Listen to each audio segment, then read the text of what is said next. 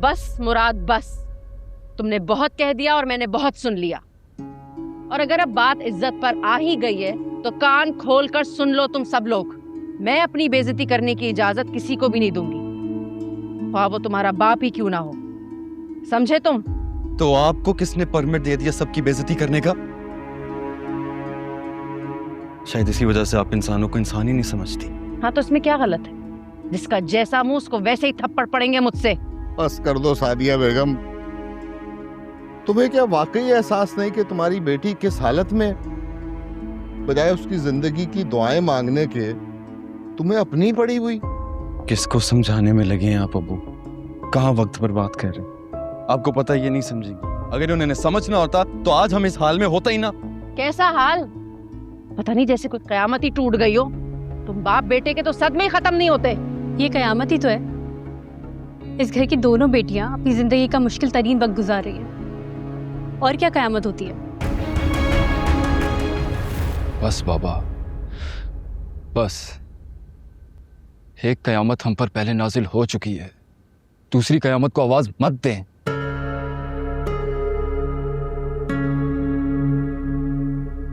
जो सबक तुम इस वक्त मुझे पढ़ा रहे हो, वही सबक अगर तुमने अपनी माँ को पढ़ाया होता तो आज ये दिन नहीं देखना पड़ता। मैं कोई सबक नहीं पढ़ा रहा बाबा। मैं बेटा हूं आपका, आप मेरे माँ बाप हैं। और बच्चे तो माँ बाप से सबक लेते हैं ना कि देते हैं। ये बात आप अच्छी तरह जानते हैं ना बाबा। क्या मतलब है तुम्हारा? ऐसा कौन सा सबक पढ़ा दिया तुम्हें मैंने कोई तुम्हें गलत सबक सिखाया, कोई गलत बात बताई? मेरी तरबियत में कोई कोताही हुई जिसका इल्जाम आज तुम मुझे दे रहे हो? हैन के पीछे लगकर बीवी पर हाथ उठाना कौन सी अच्छी बात है बाबा? अगर कल को अम्मी मुझे कहें कि मैं भी अपनी बीवी के साथ यही सलूक करूं तो कैसे रोकेंगे आप मुझे? क्योंकि मेरे सामने तो आप अपनी बीवी पर हाथ उठा रहे हैं। जो काम आप खुद कर रहे हैं उस काम के लिए आप मुझे कैसे रोकेंगे बाबा? सारी उम्र की खिदमत और जी हजूरी का यही इनाम मिलना चाहिए था मुझे। मुझ जैसी औरतों के साथ यही होना चाहिए, जो शौहर की खुशी सुकून के लिए अपनी जिंदगी बर्बाद कर देती है और अपने शौहर की एक मुस्कुराहट की खातिर अपने दुश्मनों को खुशी खुशी अपने गले से लगा लेती है। लेकिन फायदा क्या? अंजाम तो वही जिल्लत, वही रुसवाई, शौहर के थप्पड़, शौहर की गालियां, शौहर के ताने सुनने को मिलते हैं। बस सिलसिला मिलता। मेरी ही गलती है, मानता हूं कि मेरी गलती।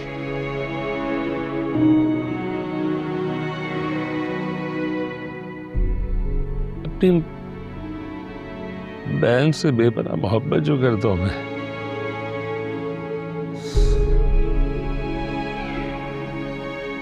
उसके लिए मुझे माफ कर दो। मैं जज्बाती हो गया था।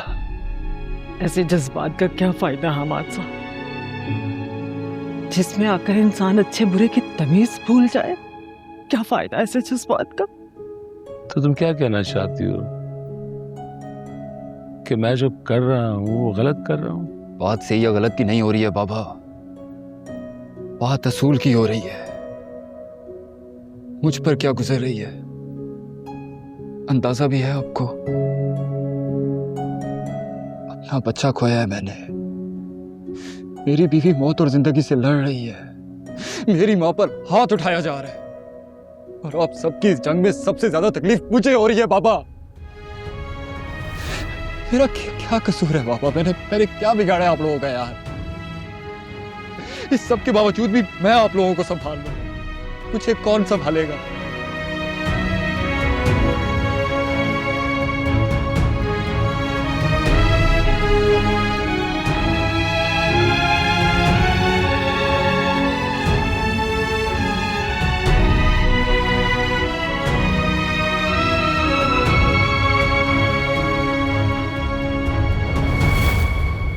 आज के बाद पापा, अगर आपने अम्मी पर हाथ उठाया तो मुझसे भी किसी अच्छे की तवक्को मत रखिएगा।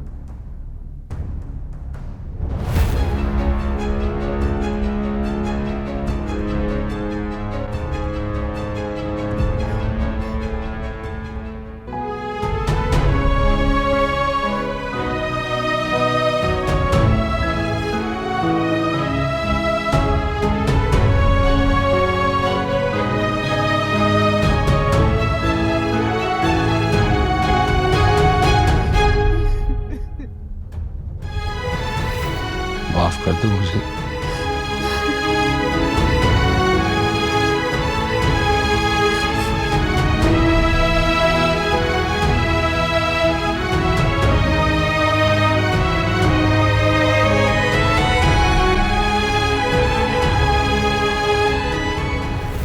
उसको क्या देख रही हैं आप? बिल्कुल सही कह रही है वो। अरे क्या जरूरत थी आपको मामू जान को कॉल करके मोमानी जान की शिकायत लगाने की? आपको कुछ अंदाजा भी है कि क्या हो सकता है इस वजह से? क्या? जी अब्बू, इनकी जज्बाती ब्लैकमेलिंग की वजह से अगर मामू जान ने मोमानी पर हाथ उठा दिया तो क्या होगा? ये क्या कह रहे हो तुम? सही कह रहा हूं। और जरा सोचिए, अगर कल को मोमानी जान या वलीद ने बदला लेने के लिए इनकी हरकत की वजह से दानिया के साथ कुछ किया तो हम क्या करेंगे? बदला तो बहुत पहले ही शुरू हो गया था। इस वाकये के बाद उसकी शिद्दत बढ़ जाएगी और क्या। रमला, दानिया ने तुमसे कोई बात शेयर की है? कुछ कहा है? मुझे बताओ प्लीज। बहुत हसास लड़की है मुराद। वो अपनी मुश्किलों का इश्तिहार लगा के अपने को परेशान नहीं करना चाहती। तो तुम पर कौन सा इल्हाम नाजिल हुआ था? ये अपनी तरफ से बातें बनाना बंद कर दो बीबी। अपनी तरफ से बातें नहीं बना रही हूँ मैं, और ना ही आपकी तरह मेरी आंखें और कान बंद हैं।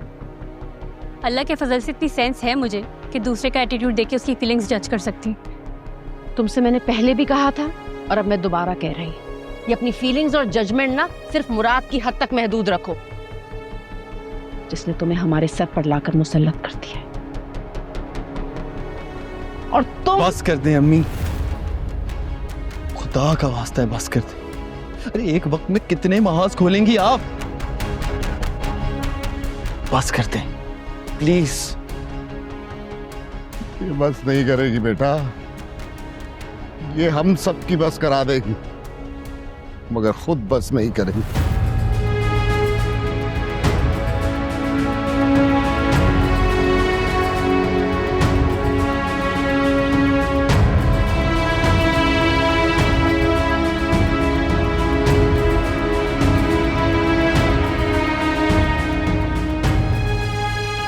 हौसला रखें अभी, इंशाल्लाह सब सही हो जाएगा।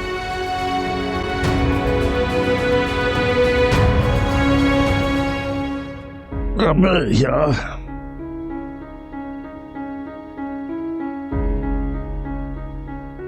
सारा,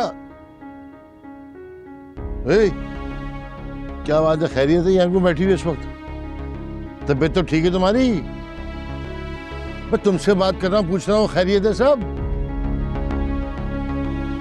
ओहो, अच्छा अच्छा, लगता है अपनी आपा की याद सता रही है ना? उनको याद करके बैठी हो आगे। मैं आपा को भूल ही कब हूं जो मैं उन्हें याद करूंगी। उनकी बातें, उनकी नसीहतें हर वक्त ही मेरे साथ रहती हैं। माशाल्लाह भाई माशाल्लाह, रहती हमारे साथ तो यादें उनके साथ हैं। कुल्लत आजाद नहीं है ये। और वो कुछ याद नहीं आता तुम्हें जो हमारे साथ करके गई हैं? सही कहती है फारा, बिल्कुल। तुमने अपने आप को सौतन का गुलाम बना लिया है और इस गुलामी से निकलना ही नहीं चाहती। फारा की हर बात आपको फौरन समझ में आ जाती है, और मैं जो कुछ कहना चाह रही हूँ आपको समझ में क्यों नहीं आ रहा है? अबे इतनी देर से गुटर गुम करते रहा हूँ, तुमसे पूछते रहा हूँ क्या हुआ क्या हुआ, कुछ बता रही हो? पत्थर की बन के बैठी हो। क्या करूँ मैं फिर? कुछ नहीं करें, आप बैठे आराम से। जब जमाना पत्थर उठा उठा के हमारे सर के ऊपर मारेगा ना, तब आपको मेरी हर बात समझ में आ जाएगी। उस वक्त ये जमाना कहाँ से आ गया बीच में? जमाना गया ही कहाँ था, लेकिन छोड़े, मैं फारा के बारे में बात कर रही हूँ। अब तो उसके इम्तिहान भी ख़त्म होने वाले हैं, पढ़ाई ख़त्म होने को आ गई है। आपने क्या सोचा उसका घर बसाने के बारे में, या सारी ज़िंदगी उसको घर में बिठा के रखेंगे? पागल पागल तो नहीं हो गए? दिमाग चल गया क्या तेरा? मैं अपनी बेटी को खुद से जुदा करने का भी नहीं सोच सकता बिल्कुल भी, समझी?